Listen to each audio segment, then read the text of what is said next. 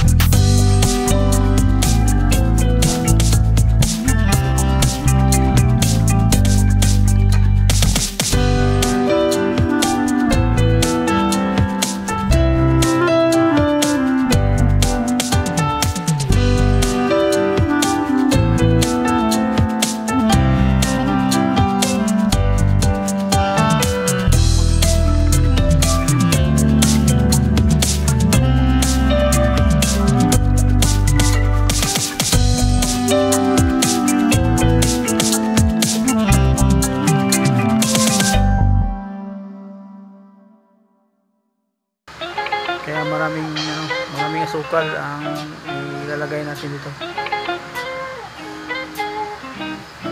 Pantayan natin yung asin.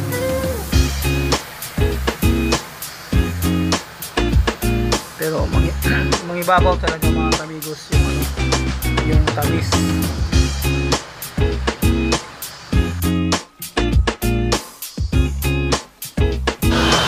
Magmulagay tayo ng harina mga kamigos o cornstarch para palaputin natin yung sabaw. Yan ang mga kamigos.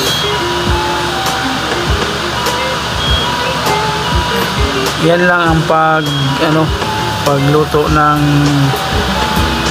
paksiw na pata. Madali lang siyang gawin. Pag lumambot na yung pata, yan ang mga sangkap.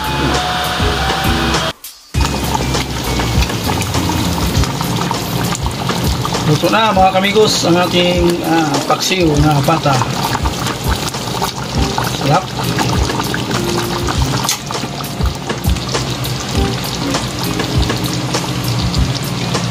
Ganito lang mga kamigos sa paggawa ng paksiw na pata.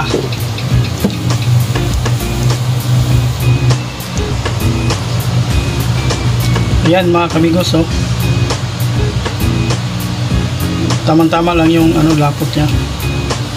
Ayan mga kamigos, hindi pa po naka-subscribe sa channel ko, please subscribe to my channel and click the notification bell para updated po kayo sa lahat na i-upload ko pong mga videos mga kamigos. Ayan, hanggang dito na lang po tayo mga kamigos.